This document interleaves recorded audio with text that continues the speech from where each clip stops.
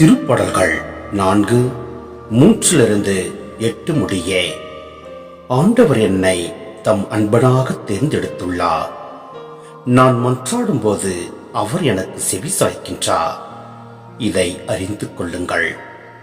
சினமுற்றாலும் பாவம் செய்யாதிருங்கள். படுக்கையில் உங்கள் உள்ளத்தோடு பேசி அமைதியாயிருங்கள். முறையான பலிகளை செலுத்துங்கள். ஆண்டவரை நம்புங்கள்.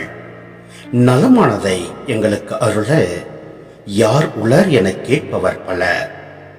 ஆண்டவரே, எங்கள் மீது உமது முகத்தின் ஒளி வீசும்படி செய்தரலாம். தானியமும் திராட்சையும் நன்கு விளையும் காலத்தில் அடையும் மகிழ்ச்சியை விட மேலான மகிழ்ச்சியை நீர் என் உள்ளத்திற்கு அளித்தே.